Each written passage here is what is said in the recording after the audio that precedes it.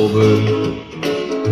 They say that all. Good evening, everybody. Welcome to a Tuesday edition of the Press Pros Huddle. I'm Bruce Hooley. That gentleman next to me is Sonny Folks, and we are ready to talk about Week 8 of the high school football season. Holy cow, only 3 weeks left in the high school football season. That's amazing. And we have Ohio State wrestling coach Tom Ryan joining us in about 10 minutes to talk about the Buckeyes season coming up. I dare say we'll get to Caleb Romero, the pride of Mechanicsburg, Ohio, sometime in that conversation. We want to thank our friends at visitcanton.com. They are the presenting sponsor of the Press Pros Huddle show. State championship football weekend, not far away, 2 months away, first weekend in December. And the games will be at Tom Benson Hall of Fame Stadium, right next to the Pro Football Hall of Fame. Great dining, great lodging, great entertainment options in Canton. You can find out about all of those at visitcanton.com. You'll see the click-through ads on our website at pressprosmagazine.com. Familiarize yourself with all that Canton and Stark County has to offer in advance of state football championship weekend, and that's where the title games will be for the next 3 years. So learn the lay of the land. Wouldn't be a bad idea to spend a weekend up there before the title games if you want to, but you'll find it all at visitcanton.com. Visitcanton.com. Good evening, Mr. Folks. How are you? I'm a bit concerned when Coach Ryan gets on here. You know, wrestling coaches are always questioning people's toughness. Yeah, well, he might question ours. That's for sure. I don't think I want to. I don't think I want to address that. I don't want you to mention anything about the 6th toughest minutes in sports. You ever heard that about wrestling? Well, he's got some tough guys on his team. He's got national runner-up Sammy Sasso. He's got some outstanding recruits. He's got Rocky Jordan. He's got Caleb Romero. Wrestling Buckeyes are a force in the Big Ten, and if you're a force in the Big Ten, you're a force in the nation. And Tom Ryan is one of the most fascinating guys I know. He has overcome one of the most difficult things that a parent can ever overcome. That's the loss of a child. But he is a supreme motivator. He is highly confident. He challenges himself every day, and he'll probably challenge us as well. But he's a fun guy to talk to, and we're going to be covering some Ohio State wrestling this year because we want to augment our Ohio State coverage whenever we can. We're doing a good job on the Buckeyes with Mark Snyder. Hopefully our basketball reporter this year proves to be adequate, and Tom Ryan and the Wrestling Bucks will give us a lot to talk about. So Tom's coming up at 8:40. I don't want him challenging me. It's just those guys. You know, guys that wrestle aren't right. I mean, that's an entirely it's a different mindset. That's for sure. Wow. Yeah. And you know what? They absolutely love what they do. I loved playing baseball when I was, at that age. But I don't think I loved it like wrestlers do. They're phenomenal athletes. They're phenomenal people, and their commitment to what they do is off the chart. So we'll talk about that. Well, let's talk about Week 7 in the high school football ranks. The big win. St. Henry had a big win over Coldwater. That was a surprise. We also had Tip over Troy. In Columbus, we had some shocking results. Hilliard-Davidson losing to Hilliard-Bradley. We'll be covering Hilliard-Davidson on Friday night. And Garen Stokes. I'll get my look at Garen Stokes and Dublin Kaufman on Friday night against Hilliard-Davidson. And we had New Albany staying undefeated. New Albany's in the state football Division I poll at number 10. Upper Arlington stays undefeated. Marysville stays undefeated. So what did you make of that St. Henry-Coldwater game? Chip Otten and the Coldwater Cavs had a little trouble holding on to the football in that one. Well, he had a little trouble with the 4 turnovers in the second half, but you got to give some credit to St. Henry. Yep. The other thing that you have to give a lot of credit to St. Henry is their running back, Owen Layfeld. I think any team like Coldwater, and I think there might have been some concern at the beginning of the year. Coldwater is not one of the bigger teams that they've had in recent years, and I think there might have been some concern that they run into somebody like they did Clinton Massey a few years ago when they went on the road down there. Mm-hmm. I think that was Clinton Massey's last championship year. And they had a big dominant running back that just wore them down. And I think you can give some credit to Owen Layfeld the other night because they never really did stop him. And you run the ball 31 times for 173 yards and a touchdown. That's a big night's work. And you're making a statement for your team said, hey, I'm the leader on this offense right now.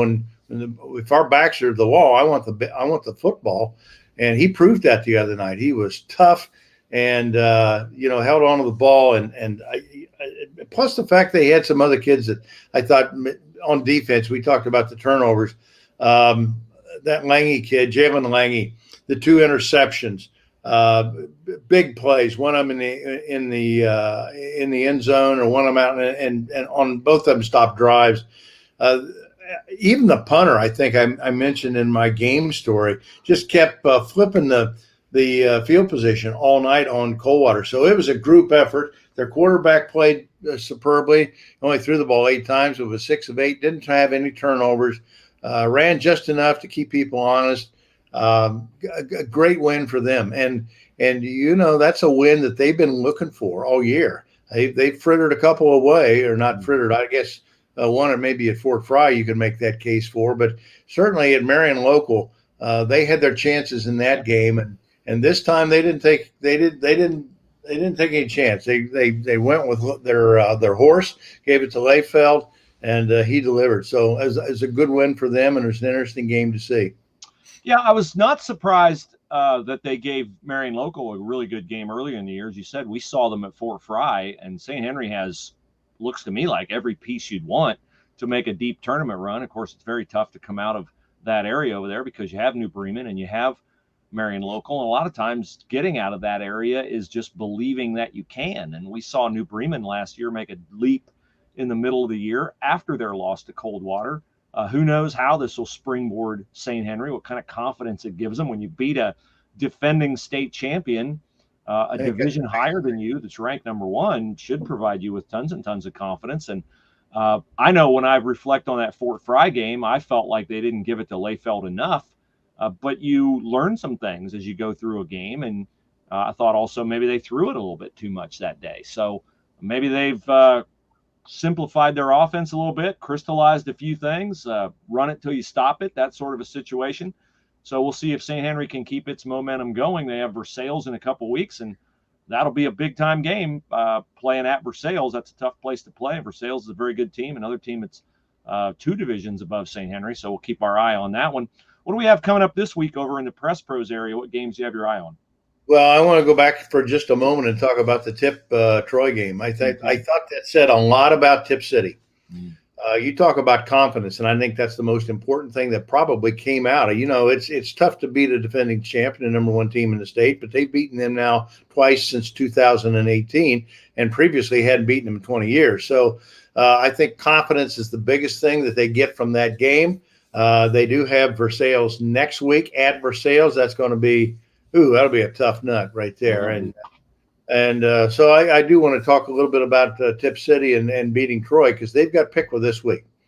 And the thing that was in my mind, although I didn't write about it because you can't guess at things like this, but you always worry about a rivalry like they have with Tip and putting so much into that game, or worrying about Piqua next week, because this game Friday night with Piqua is going to determine the MVL champ. But you don't want to overlook Troy to get to Piqua. And they took care of business. They were up 17-0 in the first half, came right out. Now, I know Troy, I think, was playing without a quarterback, but I mean, they came out and took care of business and made a statement in that game. We're here. We're not going to, we haven't overlooked you, and you're going to have a long night. And another confidence maker, because they're going to need a confidence builder going into Piqua. Piqua is probably deeper, probably more athletic, probably got better overall team speed than Tip. But, Tip's going to find a way to compete. I'm convinced of that. I think it's going to be the game in the area here on I-75, certainly in that area in Miami County this weekend. That's Friday night will be a busy night. It'll be nuts at City Park Field. Well, the Indians are ranked 3rd in the state in Division II, and Bill Neese has them playing outstanding football. The Buckeyes this week have Maryland at home. Our Mark Snyder will be covering that one. OSU big over Rutgers. We'll chat a little bit more about that one as the show goes on. But right now, right on time, we want to welcome to the Press Pros Magazine Huddle the head coach of the wrestling Buckeyes, Mr. Tom Ryan. Tom, good to see you. A long time no talk. I'd like to introduce you to my friend Sonny Folks. Hello, guys. Good to see you guys. Good to see you, Coach. Thanks for giving us your time tonight. I'm excited to meet you and excited to talk to you, except I just told Bruce, the wrestling coaches that I have experience with always challenge people's toughness. I'm not tough anymore. Me neither. I got I've got nothing for you in that respect, but I'm delighted to talk Buckeye wrestling with you, and we're familiar with some of your athletes, so that'll be fun. Yeah. Well, Tom, we certainly are familiar with Caleb Romero. We cover Mechanicsburg, and Caleb, I know, is a guy you think a lot of, and a guy you have big plans for this year. Just talk a little bit about Caleb and about your team. You're going to be opening up the season here in just a little bit over a month. You've got North Carolina at home in your first match of the year. Yeah, November 7th we start with ACC Carolina, and Caleb's a great leader.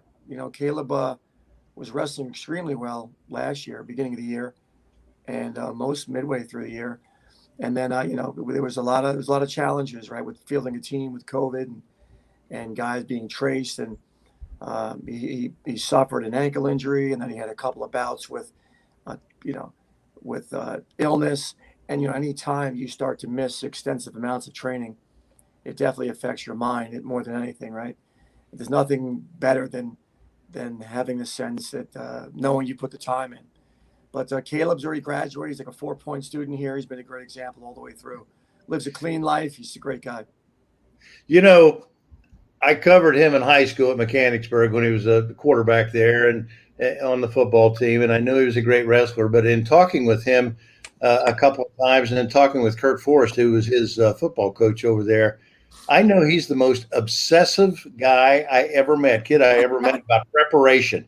I mean, he's the last guy out of the classroom at the end of the day, the last guy to turn in a test. He never does enough work to prepare for a match or a football game or anything. He's just compulsive about preparation and responsibility in his role for his teammates. Yeah, he is. That's him. He's a great leader. In fact, I went to watch him play football in high school, and I think the first three offensive plays, he scored a touchdown. So I had to tell his father, enough of this, man. This guy's going to play. I mean, enough of this. This guy's got to fumble or throw some interceptions or something. They're going to try to steal him from us. But it's been fun to coach him. Obviously, great family and an Ohio boy. So, Tom, you've been around so many elite athletes going back to your wrestling days at Iowa. I love the fact that I've listened to a lot of podcasts that tell your life story. And I forget where you started your college career, but you wanted to challenge yourself by wrestling at Iowa. You wanted to wrestle for Dan Gable. I've heard the stories about the Brand twins out there and your success at Iowa. And obviously you've been around and coached Kyle Snyder at Ohio State. And when you're looking for that special quality, I mean, you are always interacting with elite athletes in your recruiting, but I'm sure you're looking for some kind of an intangible in an athlete that he'll be able to deal with the adversity, because he's going to be competing against other great athletes. He's going to have to keep things on schedule in the classroom. He's going to have to be able to manage his time and all those kinds of things. And he's going to be tested in ways that he's not tested before he gets to a situation like wrestling for Ohio State. So what are some of the intangibles that you look for? What are some of the triggers and the keys that you say, I think this kid has it, and maybe sometimes I'm not sure if this kid does? Yeah, I mean, there's no question that, right? We track traits of elite people, and one of the traits, right? One is just an ultra competitor, right? Someone that just hates to lose, right? We'll fight tooth and nail. Initiative is a big one. Someone that takes initiative. Excuses don't develop, right? Someone that tries to solve problems. Emotional control is a big one. Someone that can think under duress and has great emotional control. Aggression.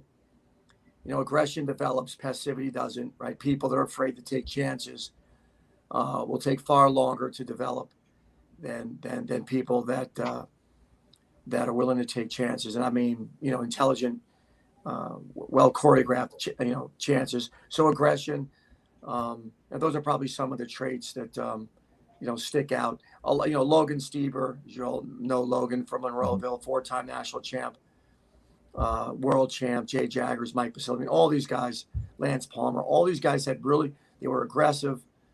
They had great self-control, emotional control, took initiative, solved problems. So those are the type of men we're looking for. High IQ, high tactical, understanding of the sport. You brought that up, and I will go back to one of the conversations I had with Caleb one time, and I asked him, but he's not the only one that's ever told me this that wrestles. I ask kids, why do you like to wrestle so much? I mean, why do you prefer that over football or basketball or another sport that you might play? And the first thing out of their mouth they say is, it's just me out there. Yeah. Nobody else to blame. Nobody else can help you. It's my responsibility. It's about what I do with the time that I'm out there. It's all about what it's about me, and I want that responsibility, that aggression, everything you talked about. And you know what a great attribute to go into life with, especially in today's world. I'm not going to make any excuses. I just want to do my thing and be responsible for myself. Yeah, it's a beautiful sport. Some people like myself, you're not that good at anything else, right? So it's like Denny's, you just end up a wrestler, right? Couldn't make the basketball team. Soccer wasn't quite fast enough. And so, you're light, you're small, and you like a good tussle, and it's legal to tussle in wrestling. And so sometimes it's that. But obviously I've met so many amazing people, through the sport that, you really learn to self-assess, and it's one of the beauties of wrestling. There's like you said, there's nowhere to hide. And typically after a match, win or lose, you can't point to anybody but yourself. That's right. What happened, what was good, and what needs work. So Tom Ryan, the head wrestling coach at Ohio State, is our guest. And Tom, I want to go back to that one of those traits you talked about, emotional control. I find that really interesting, because there might be those who would say, well, wrestling's a sport of, testosterone, and you want to be out there, like you want to be just more aggressive than the other guy. And talk a little bit about, are you talking about like within the confines of the sport, the importance of emotional control, or does that enter into all those other things that allow you to focus, manage your time, things like that? Can you distill that out for me a little bit more about the importance of emotional? Yes, so I would say, I think very rarely are people good at, compartmentalizing emotional control. So it's not like, I'll give you an example. Logan Stieber, national finals, going for a second or third title. He's up by 4. There was a questionable position, a questionable call. Whether it was a takedown 2-2 or not. And after the match, right, Logan ended up not being 2-2, and Logan won the match. But I asked Logan after the match, when the referees, this is the national finals, national TV, after the match, I asked him, what were you thinking when the official was looking, rewatching the film to see what his points are on? And he said, I just did the math. If they gave him a takedown and backs, it was tie. And if he didn't give him, then I was up 4, and let's wrestle. So it's just the ability in competition, outside the wrestling room, just the ability to think rationally and use common sense, at all times. And there's not an elite wrestler I've been around, quite frankly, that doesn't have that sense of calm, in distressing situations. Another, I don't know if it's a gift or it's probably more learned, but elite people really have a way of stressing themselves at a high level, right? They put the stress on themselves, and stress is neutral. It's not good or bad, right? Stress is something that every single student athlete I've had that climbs really high, they're really good at stretching themselves by putting themselves, in a stressful situation. And we don't grow unless we are in those. So, I call it, another word, I've used is chosen suffering, right? You just choose to really put yourself in a position that'll be far tougher than any other man can put you in.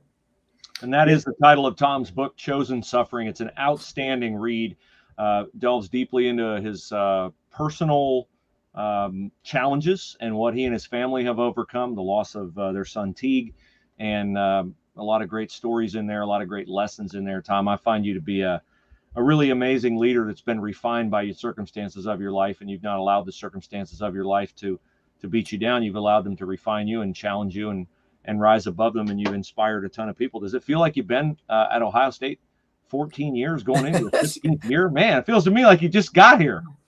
I mean, it's been fun. I'm just so blessed. I'm really grateful that Gene Smith hired me. I've said this many times that it was far better than winning lotto. I love the sport. I love the people in it. The state's incredible. The coaches around the state, the families in the state. And, you feel like a servant, a real servant here, and really blessed that I've been able to,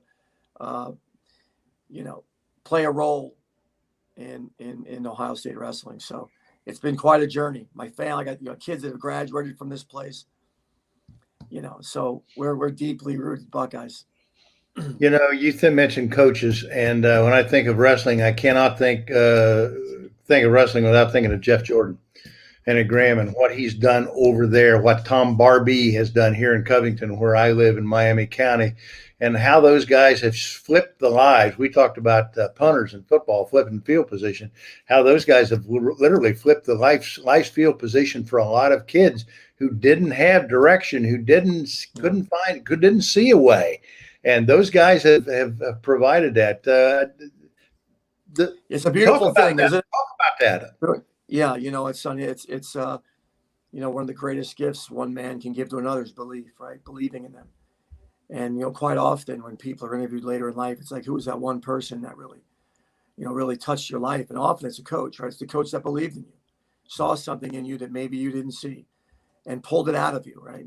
So, Jeff Jordan's a great example, 18 straight titles, straight state titles. I've been really fortunate to coach all of his sons, Bo first, and then Mickey, Micah, and then and now Rock. So, it's great people, great men, and, fortunate that I crossed paths with those guys. Tom, before we let you go, tell us a little bit about what you see on the horizon for your team this year. Obviously, you got Sammy back, Sammy Sasso. We talked about Caleb. Rocky Jordan is back. You've got an elite recruit that's with you from St. Ed. You had some good success on the recruiting trail recently. I don't want to get you in any trouble with commitments. Yeah, recruiting's going well. Yeah, it's going well. We'll have the number one class in 22. Yeah.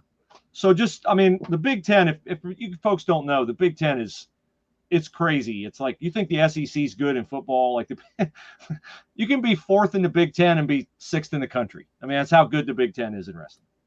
I think a good stat, right, that summarizes just the type of men that come to the Big Ten to compete. This particular Olympics, right? There's 6 weight classes in the Olympics, right? There's 6 weight classes, and 5 men from the Big Ten medaled. Right. So nearly every weight class in the Olympics had a Big Ten student athlete that came home with a medal. It's a brutal conference, and you've got to have a sense of deep love for what you're doing to put the amount of time in that you need to compete with the men that are in it. So we're excited about the season. In 20 we were likely going to be third with 3 national champs. It was probably the most heartbreaking season I've coached. Having to tell Colin Moore, who was a clear favorite, if there is such a thing, right, in sport. Mm-hmm. And then you had Sasso and Pletcher. Moore and Pletcher were ranked 1. 20 didn't happen. 21 was tough with COVID and missed practice. And so this team is an exciting team. We've got, Carson back. Carson was a superstar in high school at a Liberty High School. Mm-hmm. So he's back at 165. As you said, Sasso. Malik Heinzelman's growing up. He's an incredible work ethic. Is better every year. The Etchemendy and D'Amelio and Decatur, we got 3 41-pounders that are working really hard to try to find a spot in the starting lineup. So up and down the lineup, it's going to be a good team. We're looking forward to the season. No predictions other than we're going to fight like animals. Tell us the website for your book, Chosen Suffering. Is it .com, .net? Because everybody will benefit. You don't have to be a wrestler to benefit from Tom's book, Chosen Suffering. Yeah, chosensuffering.com. chosensuffering.com. Tom, really kind of you to join us tonight. Can't wait to see you guys compete. I'll be around your matches this year. Really looking forward to talking to you afterward. And thanks so much for your time tonight. Thanks for having me on. Likewise. Thanks, Coach. Take care, guys. Tom Ryan, head coach at Ohio State. The Wrestling Bucks get underway on November the 7th. They will take on North Carolina, Penn State, Michigan. The Big Ten's just loaded. But I'll tell you what, I don't have any sons. I can't think of 2 coaches I'd rather have my sons play for if I had sons than Chris Holtman and Tom Ryan. 2 good guys. it was hard for me to obviously to get the question out about talking about. I know some of those kids who have lives have been changed through wrestling, and of all the things that you can think about. Now, I in school, in the public schools, I know kids have benefited from the arts, from music. I know they've benefited from literature. I know they've benefited from that one teacher, classroom teacher. It could be math, it could be science, it could be anything. But as you said, and said correctly, Bruce, that person that finds something good in you, believes something there is about something good in you. And that doesn't happen for a lot of kids outside of wrestling, but wrestling somehow flips the light on for those kids. And they find life's discipline, and they find commitment, and they find dedication, and all the things, investment that is so important to get, as Coach said, there. It is a chosen suffering to get where you want in life through wrestling. And the guys that do it, and they do it successfully, when you ask them about it afterwards, they wouldn't have done it any other way. It's the toughest 6 minutes in sports, they call it that for a reason. And boy, what a following of people, but behind those kids that do it. It's impressive, and it's something that kind of gives you goosebumps sometimes when you go out there and watch them compete, because I can't see myself doing that personally. That's why I'll tell you, I got to know Tom through my friendship with Chris Spielman, and I became fascinated with Tom's life story, and just Googled his name and listened to 3 or 4 podcasts where Tom talked about growing up as a wrestler and wanting to challenge himself, and getting in his car and driving to Iowa City, Iowa, because Iowa is the gold standard in wrestling. And if you don't know about the great Dan Gable, Google Dan Gable and read about Dan Gable. Dan Gable, I don't know if he's the greatest wrestler of all time. He might be the greatest wrestling coach of all time. Unbelievable national championship history at Iowa. I can't believe I didn't mention Iowa when I mentioned Big Ten wrestling programs, because they have a crazy track record of success. But here's a funny story. Tom said when he was a wrestler, I think he was a sophomore, maybe junior, he went out there, in the wrestling royalty at that time were the Brand twins, Tom and Terry Brand. And Tom got on the mat. He was a comparable weight class, and they're throwing each other around for 15 or 20 minutes. He said he was just exhausted. That was the hardest he'd ever practiced in his life. And he got to the end of that time, the whistle finally blew, and he thought, oh, hallelujah, the whistle blew. Dan Gable walks out and he goes, okay, you guys warmed up? That's all you want to hear. So Tom Ryan is a special man, and I cannot recommend his book highly enough. And any podcast that he's on will be a phenomenal podcast. And we're looking forward to covering some Ohio State wrestling this season, because there is a loyal audience for it. And I'm looking forward to meeting his athletes. Like, what we love about what we do, folks, is that we love meeting athletes and coaches and telling their stories and being part of stories like, name it, Fort Loramie girls winning a state championship, the Botkins boys winning a state basketball championship, Coldwater boys, New Bremen football last year. It's a privilege for us to be a part of that, and to chronicle those moments, and to give kids a historical record of reliving some of the most special memories in their life. Not because, and I can say this because and Sonny, you've achieved at a high level in sports, played for Ohio State. The games are great, yes, but the special memories are the practices and the friendships and the adversity you overcome and all those kinds of things. And we both believe strongly in the value of high school sports, and of course college sports too. But there's something awesome about a community uniting behind a group of kids. And we're just privileged to be a part of that. Couldn't say it better. And in fact, the greatest thing about sports is, and you mentioned the practices and the friendships and all the memories and things like that, is the adversity you learn to overcome, just like Coach was talking about.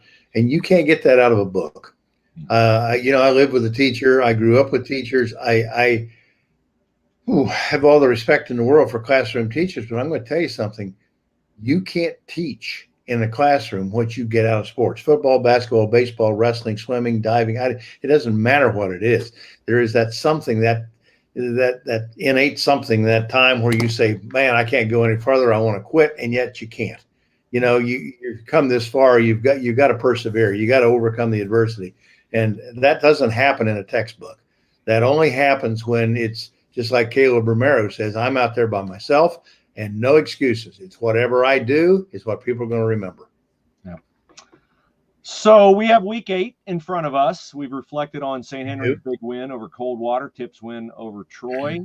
We had kind of an unusual week in Central Ohio. We had some surprising results over here. Upper Arlington stayed undefeated. Marysville was very impressive in its win over Dublin Jerome. We'll catch Marysville again in a couple weeks. Really good story on the site from, trying to remember, was that Blackie or was that Aaron Blankenship that had, I think it was Aaron Blankenship that had the story of Gabe Powers and Marysville's victory over Dublin Jerome. We'll see Hilliard Davidson this week. And we will see Olentangy Berlin this week. Berlin is in the top 10 in the state.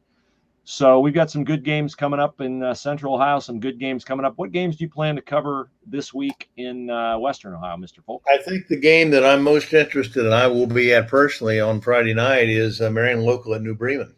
And it is the anniversary almost of, oh, that was a playoff game, but almost a month from this week end or Friday night was that regional final game that New Bremen blocked the punt and blocked effectively Marion Local's path to maybe a 12th state title in football when they beat them in that regional final. And they meet again, first time this Friday in the regular season since that particular game at New Bremen. And again, I think I've written about this enough, and I've certainly talked about it with you enough.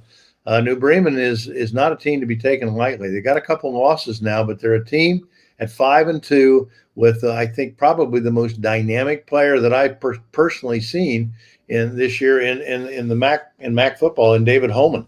This guy's their quarterback. Maybe he has a couple intangibles greater than what Mitchell Hayes last year, the player that their senior quarterback last year that led him to the state title. People don't get a clean shot at David Holman. He has a way of making you miss. He can throw it. He can throw it on the run. He's a dynamic runner. He's an impact player on defense for him. He just does everything, but he is the leader of that team. And those kids are gaining confidence. I said this to somebody earlier this evening, gaining confidence about being on the field with him every week. And that's an impact player when other kids want to be out there with him. No doubt about it. And Chris Schmidt's sustaining winning at New Bremen. Congrats to him on that, because I know they lost a lot of talent off that team last year, but that will be a fun one to witness on Friday night. So looking forward to that. Do you have some reader comments that you'd like to share with us tonight? Only that we get regularly people call in or write into us and say, how do you determine what games you cover? Because it seems like you cover a lot of the same teams from the same conferences. Well, you're right. Thanks for picking up on that. Because our primary conference is here in West Central Ohio. Even though we're close to Dayton, we don't do GWOC football. We used to when Piqua and Troy were part of the GWOC. Sydney was part of the Greater Western Ohio Conference. But now that it's the Miami Valley Conference or Miami Valley League, we concentrate on those teams up and down I-75. Also the MAC conference that we just talked about, as well as the new this year, the newly formed Three Rivers Conference, which has 5 Miami County teams plus Lehman and Riverside and Northridge and Dayton. And I think the Northridge game with Troy Christian again this weekend is going to be Friday night. Bob Smith's done a wonderful job down there. I think they're 5-2 now at Northridge. They're having the best season they've had, at least this late in the season, they've had in many, many years. So typically, to answer your question or those questions, we pick the teams that are playing that probably have the most impactful game for that particular week, or a compelling game, the ones that people are most interested in reading about. I know there's people who say, well, there's kids on losing teams or teams that aren't going to win state championships that deserve to be written about too. Well, that's why the title of the website is Press Pros Magazines, because we're not a newspaper and we don't have an obligation, to everybody that we in the league, in those leagues. what we have an obligation is to our readership who are interested in the most compelling games. And particularly this time of year, we're getting a ton of readership from Northeast, Northwest Ohio. And the reason being, just like the Coldwater with St. Henry game last week, we had 220,000 readers on that. And a lot of those readers were coming from those places in other parts of the state that are already looking about possible matchups with either St. Henry or Coldwater in the playoffs. So they want to know who the players are. They want to know who wins and how they won. And so if that answers the question, and I think it pretty much does, as to how we select games that we cover on Press Pros, and particularly in weeks 8, 9, and 10. If you pay attention in the next 3 weeks, you're going to see nothing but high drama games on Friday night. Yeah, and then in Central Ohio, our league is the Ohio Capital Conference. It's a monster league, more than 30 teams, 5 divisions. We are getting acquainted with the coaches and the athletic directors. We've been extremely well received by our readers over here. We're very excited about our foray into Central Ohio. It's no secret there are some suburbs that have multiple high schools. And those suburbs are the ones that we've featured so far. They're all kind of concentrated around the northwest portion of I-270. So you'll see a lot of Westerville, Worthington, Upper Arlington, Hilliard, Dublin games. And the fact that there are so many teams in the league, those teams from the east side of Columbus, the Canal Winchesters, the New Albany's, Gahanna Lincolns, they're always playing the teams that are over on this side of town. So we've gotten a look at a lot of teams, some very talented teams in Central Ohio this year. Gabe Powers and Marysville are legit. Upper Arlington, Carson Graysock, legit title contenders. Really good player, Carson Graysock. The player of the year in the OCC is going to be a big-time player. I think everybody expects it to be Gabe Powers because he's a 5-star, but I'll tell you what, Carson Graysock of Upper Arlington's having a heck of a year at running back. So Gahanna Lincoln's got a couple really good offensive tackles. So it's fun to see and become embedded in Central Ohio. And our philosophy over here is, again, cover the teams that are winning and the teams that are inspiring a lot of interest in their local communities. New Albany is a team like that. Saw head coach Dave Starling, New Albany baseball, Division I state champs on Saturday. Always good to catch up with him. Dave coached Mike Matheny, the Kansas City Royals manager, when Mike Matheny played at Reynoldsburg. So we're excited about our addition of Central Ohio coverage and keeping our Western Ohio coverage in the Press Pros Magazine home area humming like we always have. And there's no better time of the year than the next 5 weeks. I mean, the last 3 weeks of the regular season, because titles are on the line. Yeah. And I don't know what it's like in all parts of the state, but I know there are some places in the state of Ohio where the playoffs now mean more than winning the league title. Some programs and some communities and some players and coaches, possibly.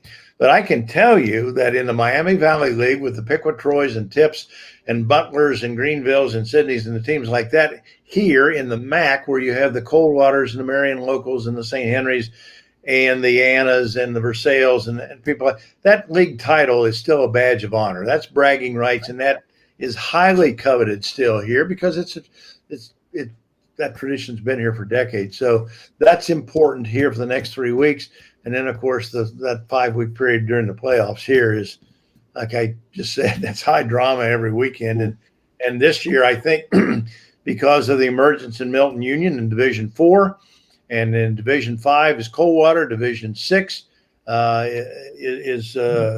Division 6 is Coldwater, Division 5 would be Versailles, Division 7 is Marion and St. Henry, and New Bremen. The drama is going to be magnified this year because there's actually 4 relevant divisions in this part of the state for people who are watching tonight outside the area. There's 4 divisions here that are possibles to be in Canton on that one weekend. Yeah, and then in Division 1, we've got 3 teams in the top 10 right now from Central Ohio. In Division 2, we've got Westerville South has found a quarterback. They've got Caden Saunders, Penn State wide receiver recruit. Olentangy Berlin looks like the real deal. Dublin Jerome looks like it could make a deep playoff run. So we've got, Piqua obviously in Division 2 is ranked 3rd in the state.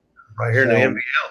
Yeah, so we've got some really good teams, and our problem will be finding enough people who can do what we need them to do at Press Pros to cover all the games that we'll want to cover down the stretch and here into the postseason. Here's a Facebook post from Justin. He says, how about Sydney and Fort Loramie playing on Friday night? Well, Fort Loramie's in a tough spot, man. When you're independent, you got to put a schedule together. So that seems to me like they're playing way up, playing Sydney, Sonny. Well, they had a game with one of the teams out of Dayton. I think the City League that canceled on them. Thurgood Marshall, I think, canceled on them because of COVID.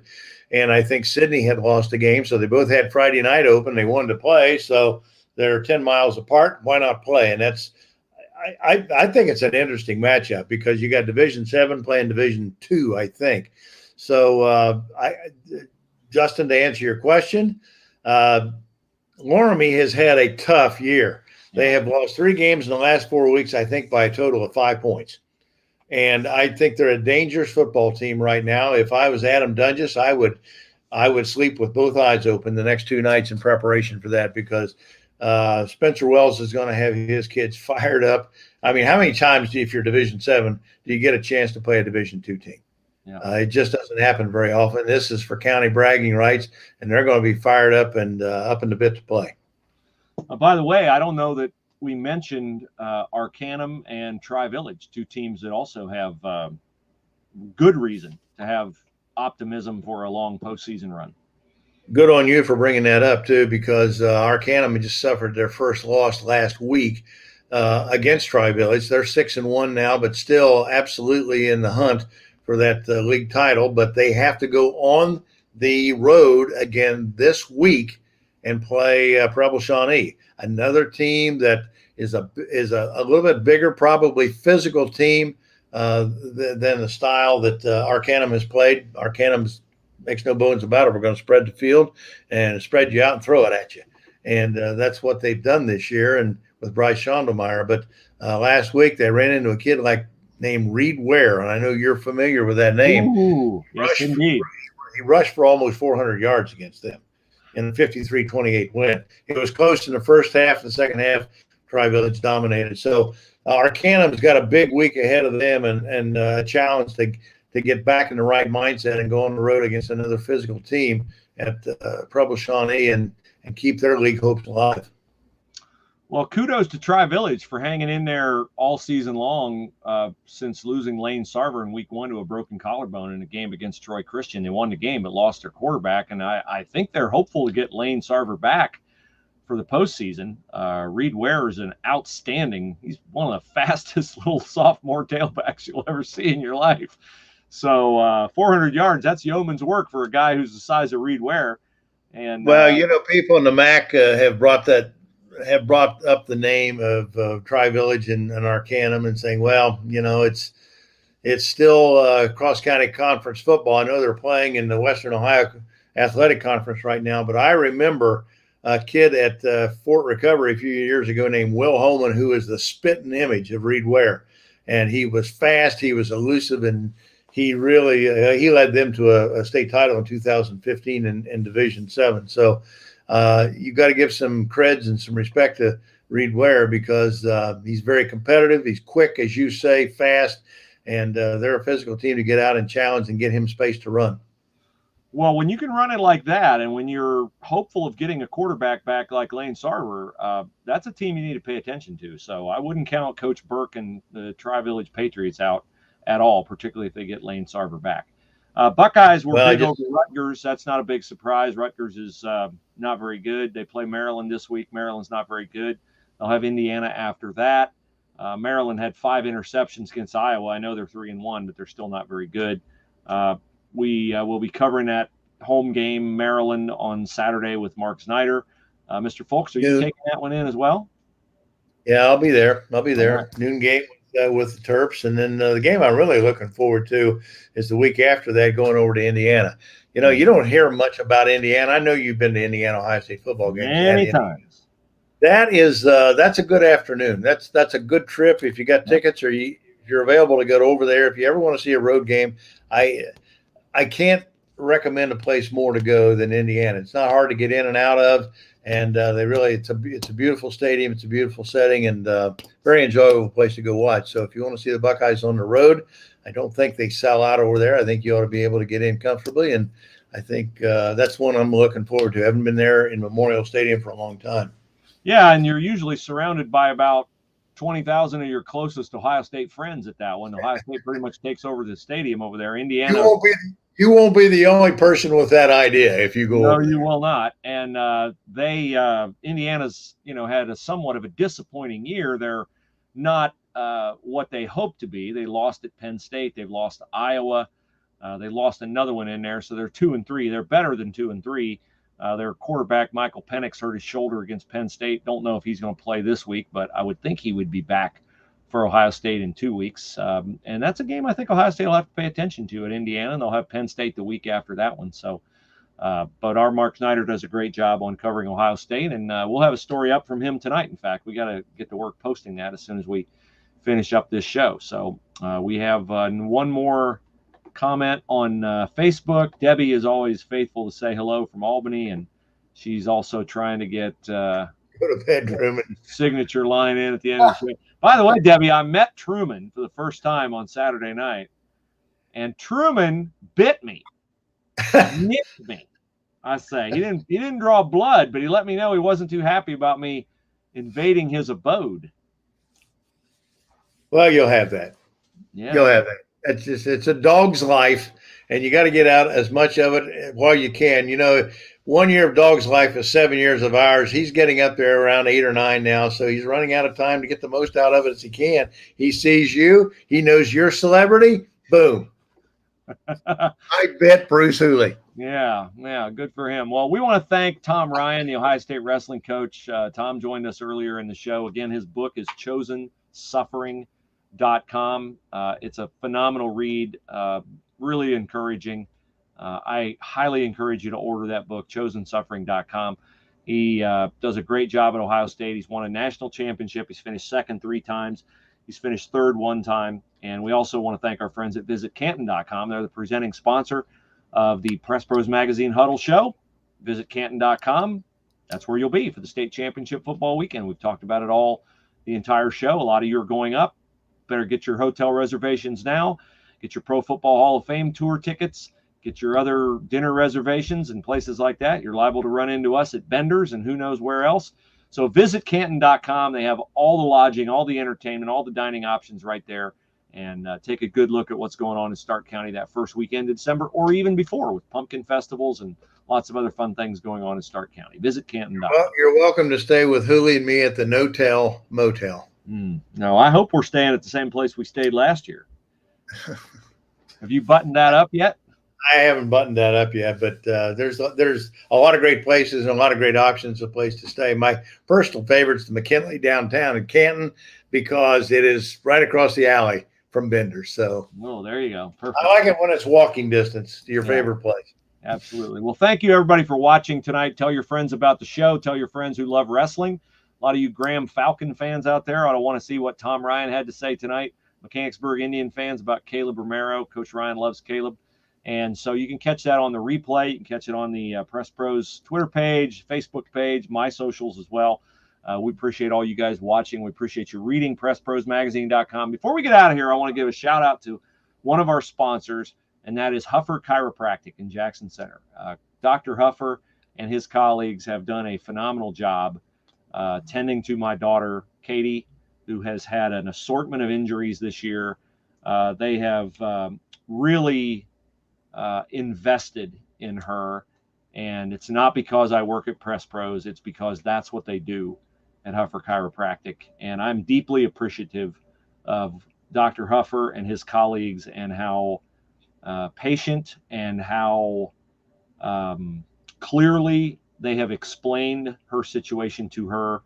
And I'm a big fan. I look forward to shaking Craig Huffer's hand and thanking him personally sometime, but I just wanted to mention him because he is a loyal sponsor of Press Pros and he does a great job. My brother also goes to Dr. Huffer, so you know what their tagline in their ad is: your athlete runs better on chiropractic. And well, mine does. Katie Hooley is the walking personification of that. Yep, yeah. She sure is. So thank you, everybody. And Truman, go to bed. Don't bite me next time. And we'll see you all next week here on the PressProsMagazine.com Huddle. Good night, everyone.